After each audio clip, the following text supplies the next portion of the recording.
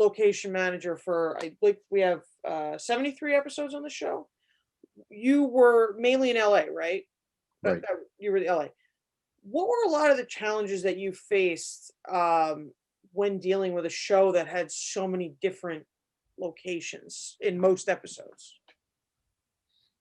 Um, well, I suppose it's not the show itself didn't have any particularly high amounts of locations. It was pretty standard for an hour-long drama. In that respect, that what made it unique, I suppose, was simply the scope and the size of the show. Um, we we sort of started out thinking it was like a regular TV show, and pretty quickly found out that it was not a regular TV show.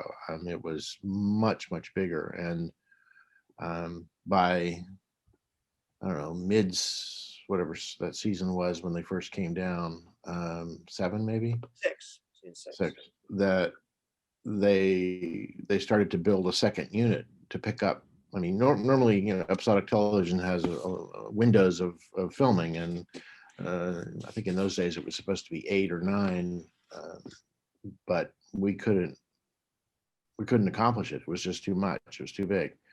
So they developed a second unit, and that first was sort of like we could handle it. That my partner Ilt Jones and I were, we could sort of manage it. But then it got bigger and bigger and bigger, and our department got bigger and bigger and bigger. And pretty soon we had a full-on regular television size second unit on top of the first unit, and that's just sort of was unheard of for television. And moving, we applied the same logic that we always apply to television production and locations. Is you try to you try to make your schedule, and so you have to find locations that are practical, and if at all possible you can make a move to, and not lose your whole day by moving. So you try to put things together, and I think what made X-Files unique to that experience was that we would simply sort of bring the mountain to Muhammad. If the first unit was shooting at a house here, and we had to have this scene where they were doing something in front of another house, and it didn't work out in any other way, we would build the front of the other house in some space.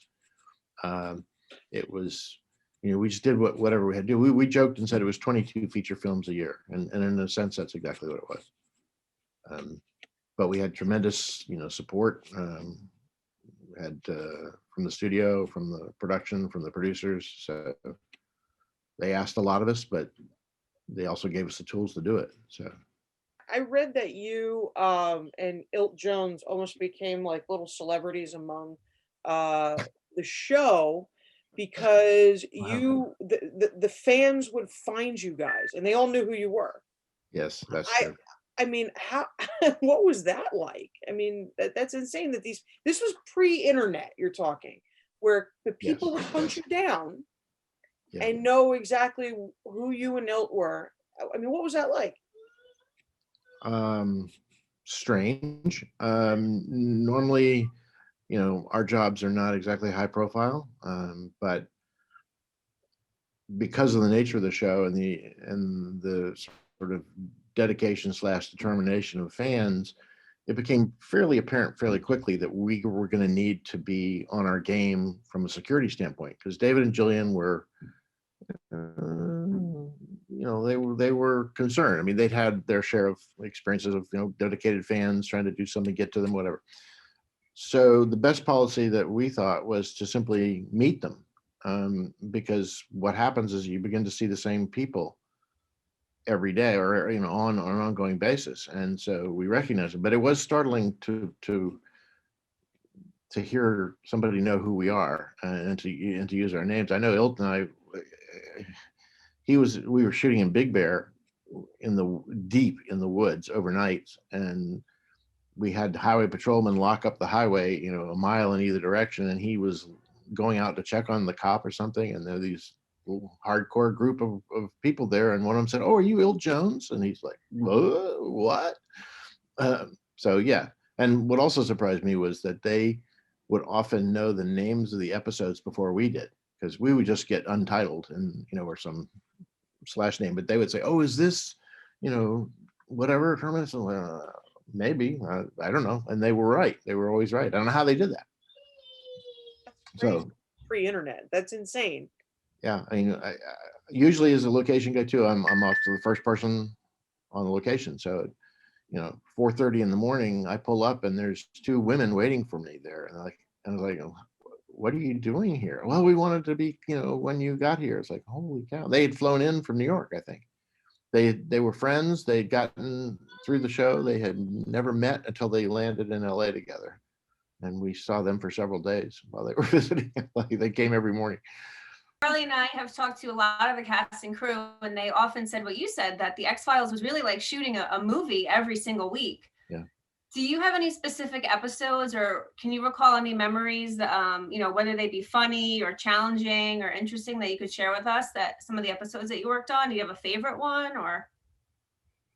So I don't know. I loved working with my team. There were times I can remember being out in the high desert outside of Palmdale, and it so happened that we had both units within a mile of each other, and there was so much equipment and so much. It was like having two movies within a few hundred yards of each other in these giant dirt lots, and the actors had to shoot one scene over here at the little movie gas station that we built, and then run back, change clothes, zoom down in their SUVs to the other episode that was being shot and shoot a scene for them. And that kind of went on. I mean, and the fact that people were keeping all of this straight was kind of an amazing miracle. From our standpoint, it was just logistics was kind of fun, because you got so much stuff, so many people. So we were talking hundreds and hundreds of people. But I think maybe if I had a favorite episode, I guess it would be the ones probably towards the end of the show when we went down to the desert, Borrego Springs, outside of San Diego, and we literally, I went down very early to talk to we had to hire botanists, or no, biologists, because there was a horny toad that lived in this desert, and we were not allowed to kill it or crush it or anything. So we would walk back and forth in the areas that we were going to work in and make sure that we didn't see any horned toads.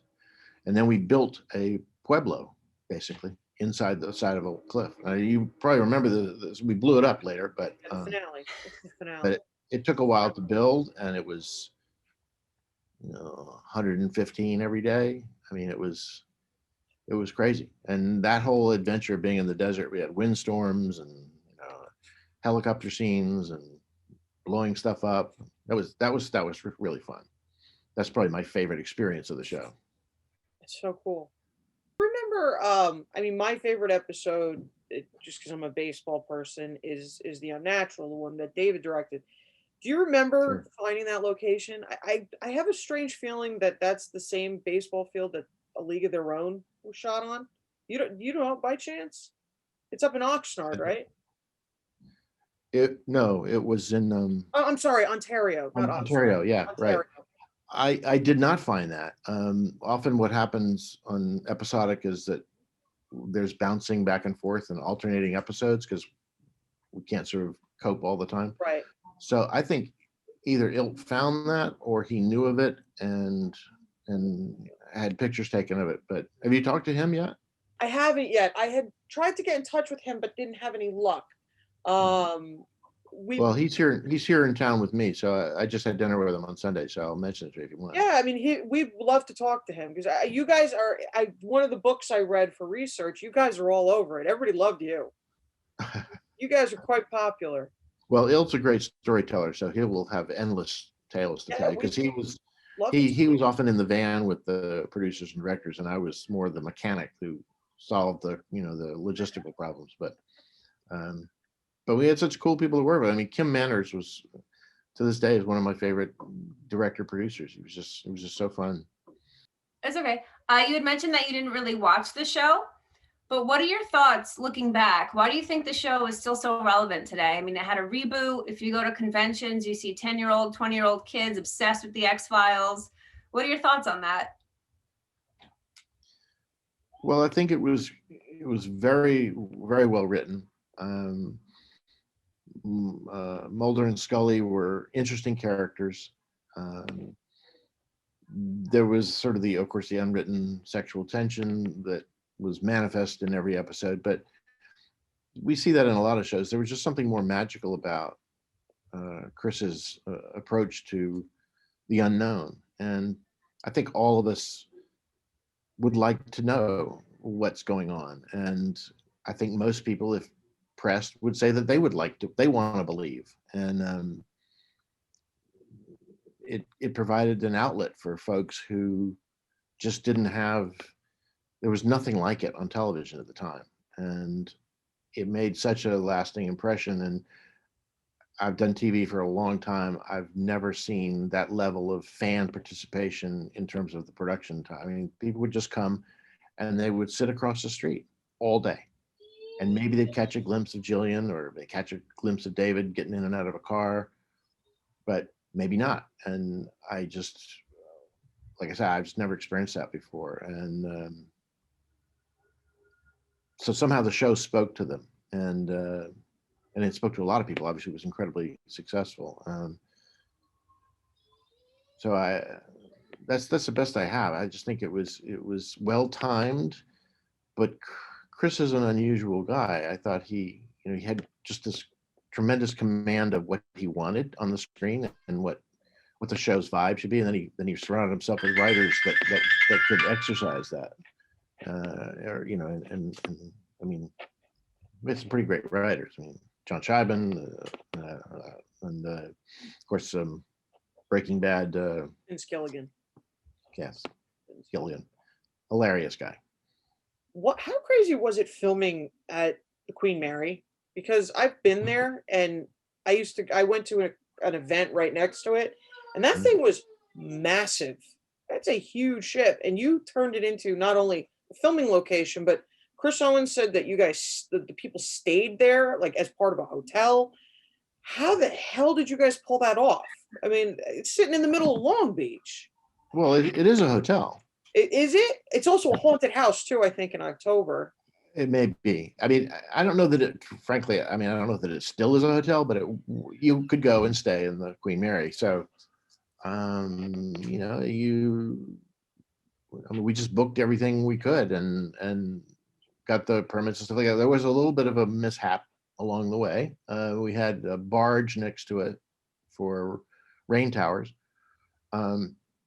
And the rain towers were very, very effective. It turns out that the Queen Mary's, a lot of the portholes on the side don't really stand up to rain. So we flooded a bunch of rooms, and spent some money fixing that back up and cleaning up after ourselves. Oh, our last question we've asked to everybody, all crew, cast, anybody involved in production. If you had a message that you could say give to the fans of the show for the last 28 years, what would it be? Thank you for giving me the opportunity to work on one of the most amazing shows of my career. Because without that dedication and those fans, we might have been canceled. Before they might never have come to LA. I mean, so it was an expensive deal to bring it down to LA, and they wouldn't have done it if it wasn't a big hit. And hits are not made by actors and writers; they're made by the fans.